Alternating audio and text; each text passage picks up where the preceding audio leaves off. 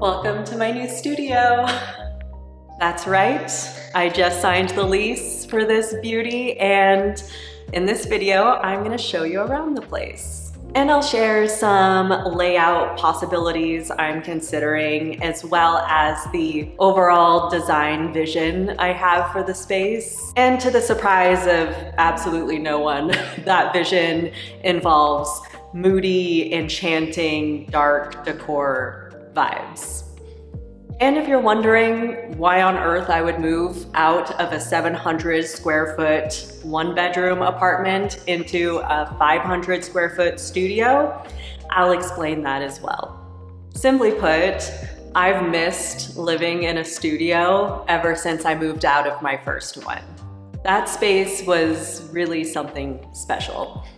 So this is like a return to my natural habitat.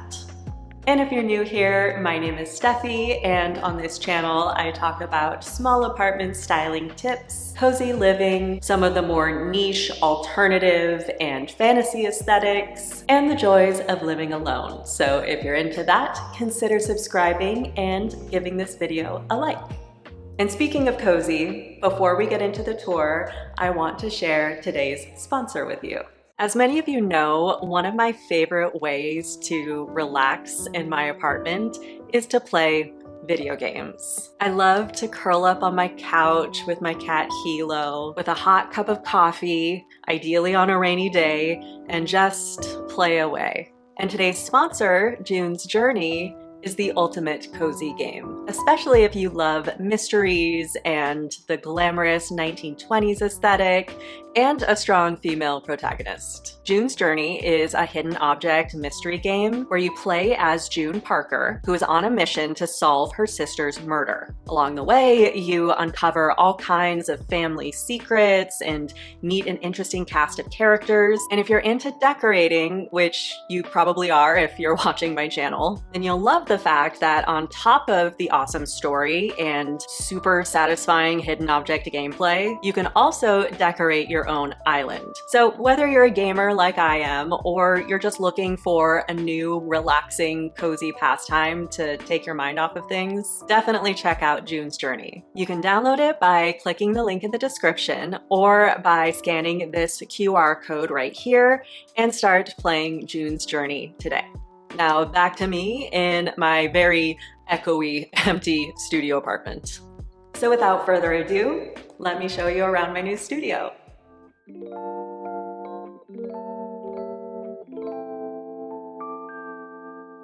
So here it is, my new little studio, 500 square feet of pure cozy bliss. Now we have the main area here, of course, and I have a couple layout ideas I'm considering that I'll share with you shortly.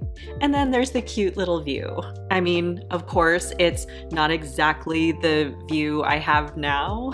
I will say one of the awesome things about my current apartment is the stunning view. And yes, I will miss it. And no, this new view might not be as impressive, but it's certainly cozier and less daunting. It's homier. So that's the view, and now we have the kitchen area, which, you know, it is your typical new build, builder grade kitchen.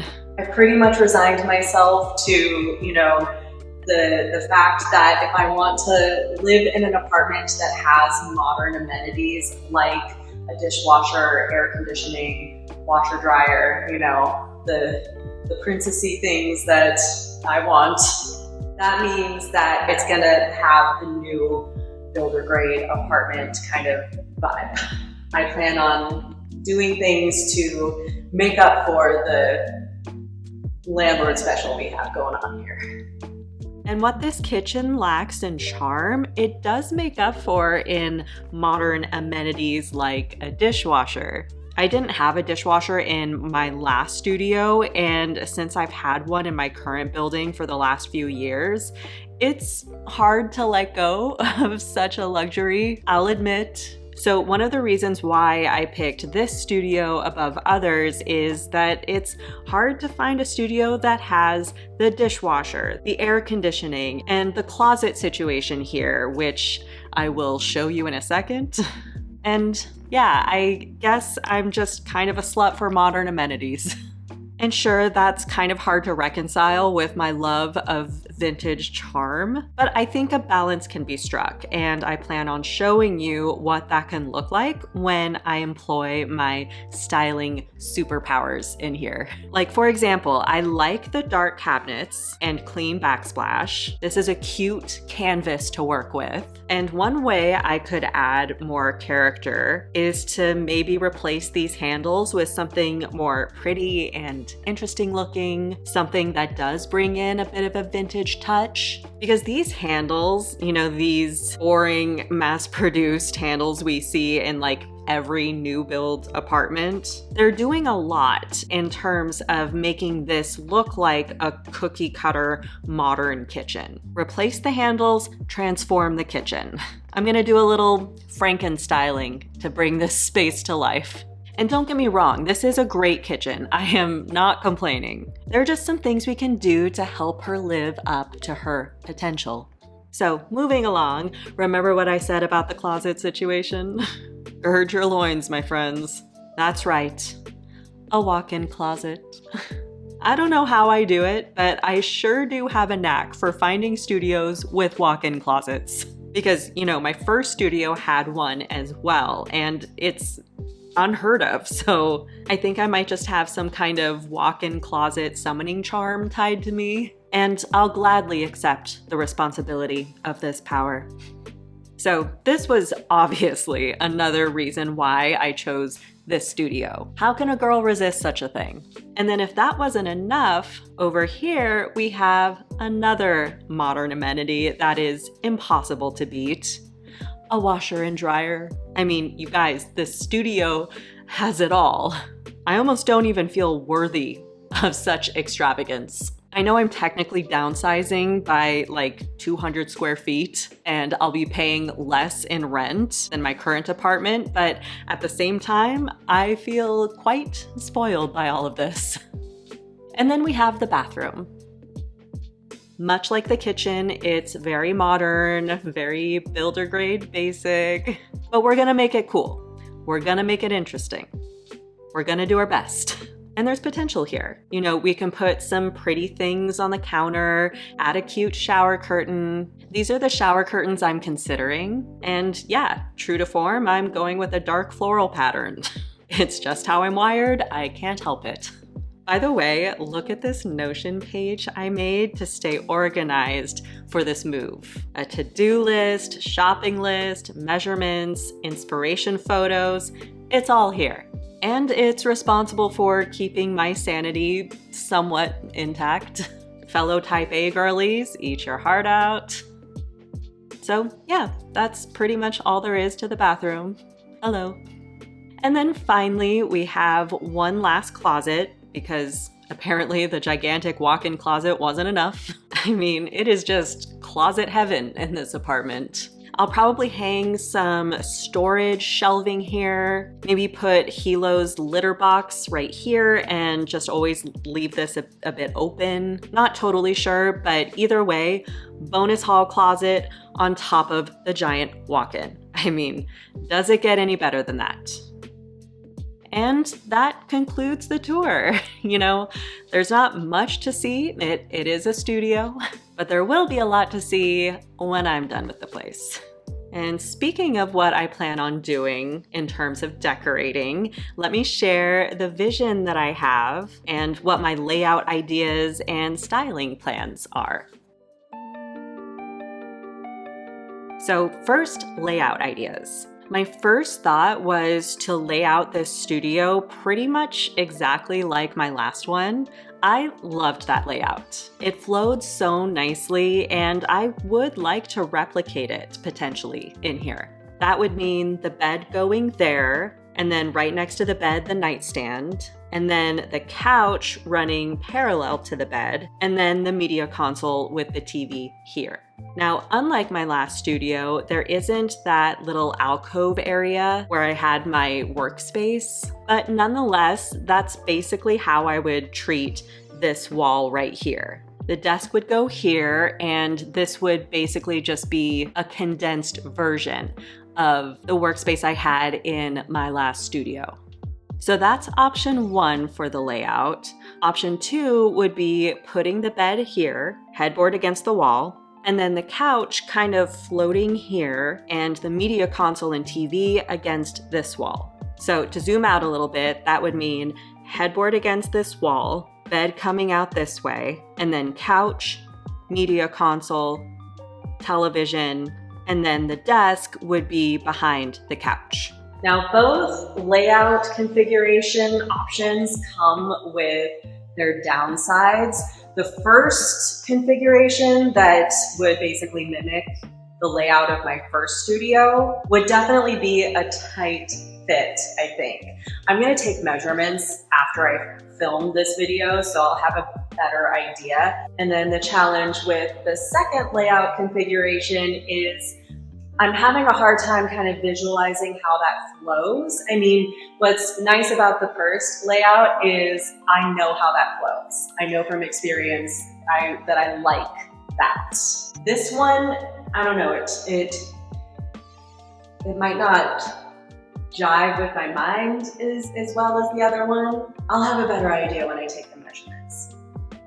Let me know in the comments, what layout would you go with? Number 1 or number 2?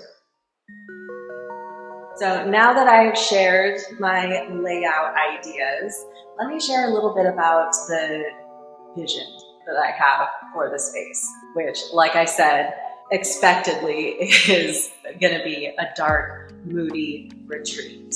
And the biggest move I'm planning on making is to paint this whole apartment just about a dark color.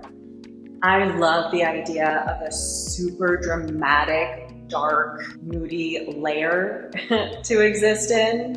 And, you know, I wanted to paint like my bedroom in my current apartment a dark color. And then, you know, once I started sort of feeling like I didn't want to be in the apartment much longer, I kind of just gave up making really any significant changes. So I want to use this space to fulfill my dark paint dreams. And just to give you an idea of sort of like what I have in my head, here are some photos I've gathered that kind of show what I'm thinking. Like, this is the vibe. This is the kind of dark drama I want to achieve and like make my own version of. And before you come at me and say that a small space should not be dark, you know my opinion on this matter. Darkness does not make a room look small. That is a myth.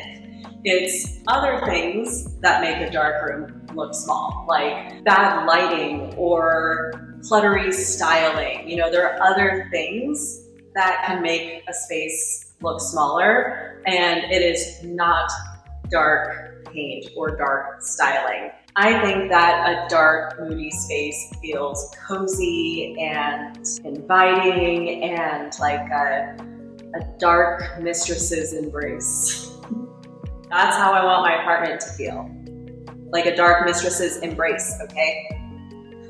So that's my design vision as it stands right now. We'll see how it all unfolds. And there's one last thing I want to show you that really sold me on this place. With just a quick walk up the stairs, you get to take in the most Seattle view you could possibly imagine. Everything the light touches is my kingdom. Except it's Seattle, so it's not touching much, I guess. Everything the wet gray light touches is my kingdom. And I'm so excited to start this new chapter here. So now that we've toured the place, I'll share a little bit about why this is happening. And it's for a couple reasons. One reason is, like I said, I I miss living in a studio. I know like that might be hard to believe, but I genuinely love living in and decorating a studio. There's just something, I don't know, comfy about it. There's something more disjointed about living in a one-bedroom apartment like I have been. Not that I mean, I'm sure someday I'll live in a one-bedroom again, or maybe even a two-bedroom, if that's ever a viable option financially. And the only reason why I have been living in that one bedroom is because I wanted to stay in that building at that time. You know, at the time, I really loved living in that building. And they had a very limited selection of studios, and frankly, their studios suck. So I found myself in a one bedroom. And unfortunately, I don't love living in that building anymore. At some point, like a year ago, they switched management or something changed. And ever since that change up, the management in the building has been atrocious, laughably atrocious. I feel like I've been living in an abandoned building for a year. I mean, when your apartment is overrun with fruit flies because the trash compactor is broken and there's a mountain of trash just living in the building, and then like everything is just breaking all the time, from the elevators to the majority of the gym equipment, it feels like a shady place. And then when you combine that with the fact that I miss living in a studio, it's time. That pretty much sums up the reason why I'm moving. Let me know in the comments, do you have any like renters horror stories that you've experienced? Not that I would call mine a horror story at all. It's just, you know, bad, shady management and getting tired of it. But if you want to vent any stories, vent away in the comments. If you haven't seen any of my videos from my previous studio apartment, or maybe you just want like a refresher binge to get back into the studio apartment mindset, then watch this playlist of mine. It has a whole bunch of my studio videos that I made back in the day. So give that a watch next, and stick with me as I share the whole process of styling this new studio.